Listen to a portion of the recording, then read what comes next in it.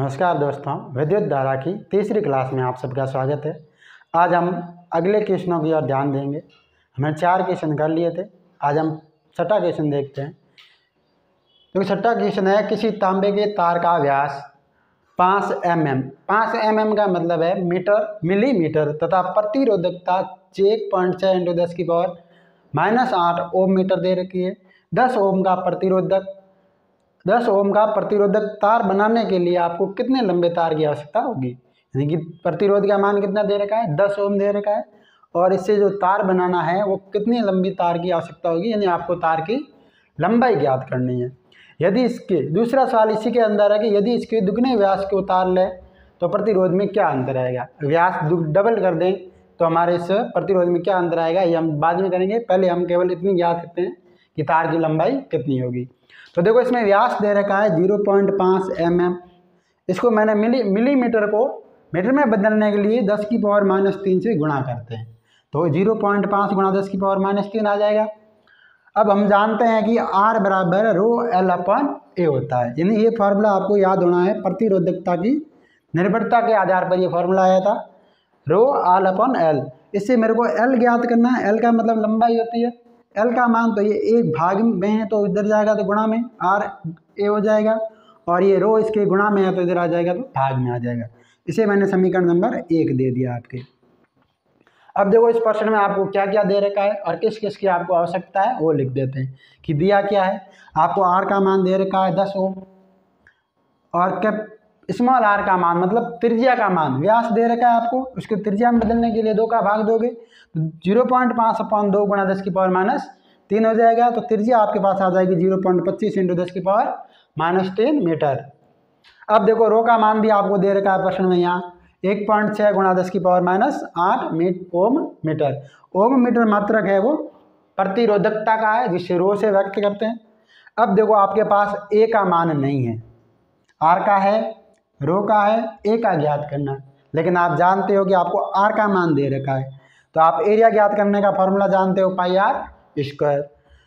पाई का मान 3.14, आर का मान 0.25, और 2 बार है, r² है तो 2 बार लिख दिया मैंने, 0.25 × 0.25, और 10⁻³ का 10⁻³ से गुणा करोगे तो 10⁻6 आ जाएगा।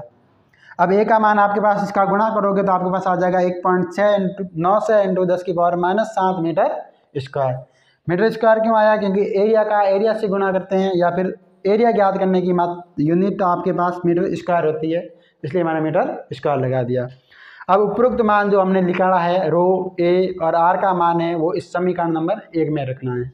रख देते हैं यहाँ पर। L बराबर, आर का मान आपके पास कितना है 10 ओम, और रो का मान आपके पास ये दे रखा है, ए का मान हमने ज्ञात किया था 1.6 × 10⁻7, और रो का मान दे रखा है 1.6 × 10⁻8। अब इसको हम कैलकुलेशन करेंगे, सॉल्व करेंगे। 10 का 1.9 से गुणा करेंगे तो 19.6 आ जाएगा, और 10⁻7 का 10⁻7 रहेगा, अपॉन 1/6 × 10⁻8 ऐसा का ऐसा है।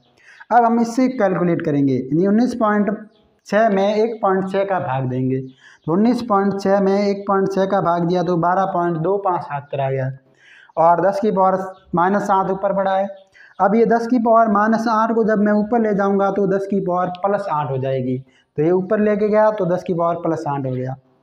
अब देखो, 12.25 ऐसा कैसा है। अब 10⁻−8 का यहाँ लिख रहा हूँ मैं, 10⁻−7 का 10⁻+8 से गुणा करते हैं। जब आधार समान हो, ऊपर घात अलग अलग हो, तो एक बार आधार को लिखते हैं और घातों को जोड़ देते हैं। -7 और प्लस के 8 जोड़ेंगे तो प्लस का 1 रहेगा, तो 10⁻1 लिखो या 10 लिखो, एक ही बात है। तो 12.25 × 10 आ जाएगा हमारे पास, और 12.25 का 10 से गुणा करेंगे तो 122.5 मीटर आ जाएगा। यानी कि आपके पास कितने लंबे तार की जरूरत होगी। L बराबर 122.5 मीटर तार 10 ओम का प्रतिरोध बन जाएगा। 10 ओम के प्रतिरोध के लिए 122.5 मीटर तार की आवश्यकता पड़ेगी। धन्यवाद। देखो, इसी का दूसरा पार्ट हम करेंगे आगे।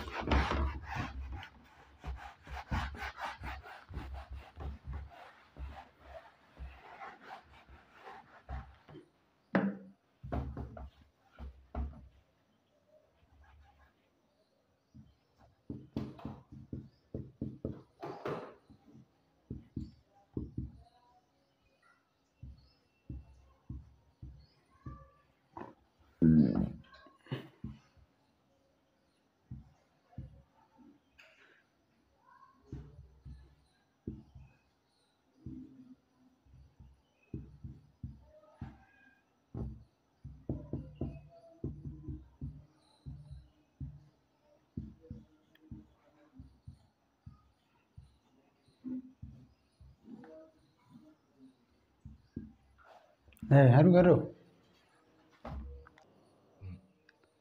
हाँ, प्रतिरोध देखो R बराबर, अभी मैंने फार्मूला लिखा था, R बराबर रो L अपॉन ए। इसी का दूसरा पार्ट है कि यदि व्यास को दुगना कर दिया जाए। अब देखो रो है वो कांस्टेंट है, रो का मान है वो नियत है, तो नियत को हम हटा के समानुपाती का निशान लगा सकते हैं, तो R समानुपाती L अपॉन ए आ जाएगा। मतलब आप इसे लिख सकते हो R का मान लंबाई के सीधा प्रोपोर्शनली है, मतलब लंबाई बढ़ाओगे तो आपके पास R का मान अपने आप बढ़ेगा, लेकिन हमें लंबाई नहीं चाहिए, ध्यान रखना। फिर दे रखा है R समानुपाती 1 अपॉन ए, लेकिन हमें क्या दे रखा है, व्यास डबल करना है, तो ए का मान आप जानते हो पाई R स्क्वायर। पाई यहाँ पर कांस्टेंट है, पाई नियत है, तो ए बराबर या ए समानुपाती R स्क्वायर लिख सकते हैं, यानी इस ए की जगह R स्क्वायर लिख सकता हूँ मैं, तो R समानुपाती 1/R स्क्वायर। मतलब प्रतिरोध है वो त्रिज्या के व्युत्क्रम के वर्ग के समानुपाती होगा, यानी कि ये व्युत्क्रम है, व्युत्क्रम का वर्ग किया उसके समानुपाती है। मतलब आप R को दुगना करते हो, यहाँ लिख रहा हूँ मैं, देखो R को आपको दुगना करना है तो इस प्रतिरोध में क्या फर्क पड़ेगा, तो देखो इस R को आपको दुगना करना है, स्मॉल r को दुगना करना है, तो आपके इस कैपिटल R का क्या फ़र्क पड़ेगा, देख लो। R की जगह आपको 2R रखना है और होल स्क्वायर करना है, तो R समानुपाती 1/4R स्क्वायर। मतलब आपके पास पहले क्या था, R समानुपाती 1/R स्क्वायर, इस बार क्या आ रहा है, ये 4 ज़्यादा आ रहा है, मतलब R में क्या फ़र्क पड़ेगा, 1/4 गुणा हो जाएगा। यानी कि आप व्यास को दुगना करते हो, व्यास को दुगना करते हो तो आपके पास R का मान 1/4 गुणा हो जाएगा, मतलब प्रतिरोध R का मान 1/4 हो जाएगा। बस इतना ध्यान रखना है, 1/4 हो जाएगा। अब आपने पहले प्रतिरोध ज्ञात किया था, कितना था, 10 ओम था, R का मान 10 ओम था। अब आपने व्यास डबल लिया तो 10 का 1/4 गुणा कर दो, 10 का 1/4 तो 2.5 ओम आ जाएगा। मतलब इतना फर्क पड़ जाएगा कि प्रतिरोध 1/4 हो जाएगा।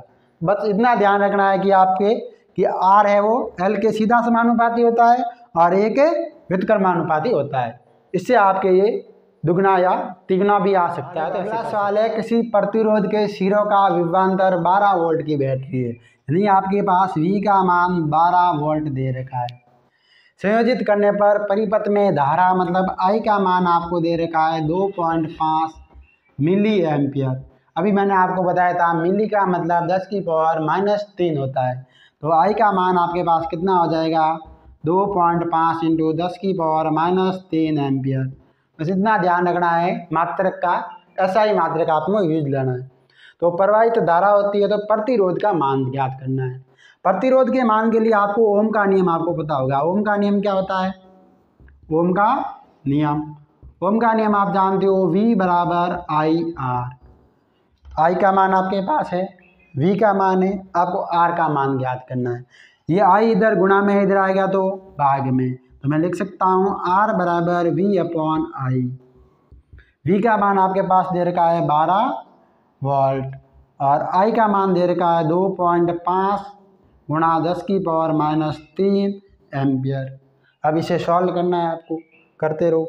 10 की पावर -3 ऊपर जाएगा तो घात कैसी हो जाएगी, प्लस में, तो R बराबर 12/2.5 × 10 की पावर 3 मीटर हो जाएगा।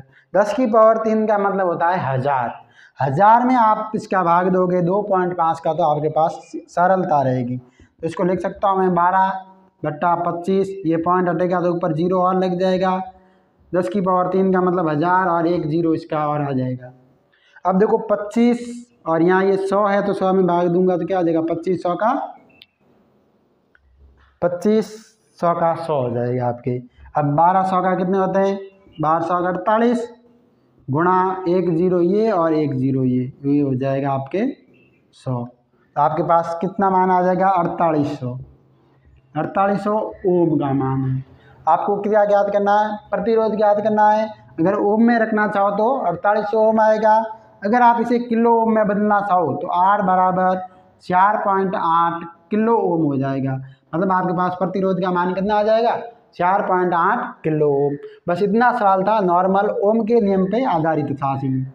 इसमें धारा का मान आपके पास था, V का वोल्टता का मान आपके पास था, केवल आपको R का मान फाइंड करना था। V का मान रख दो और R का मान रख दो, आपके पास अपने आप R का मान आ जाएगा 4.8 किलो ओम, या इसे आप 4800 ओम भी कह सकते हो। धन्यवाद दोस्तों। चैनल पर जो पहली बार है सब्सक्राइब करें, लाइक करें एंड कमेंट करें। बाकी धन्यवाद आप सबको। अगली क्लास के लिए इंतजार करें।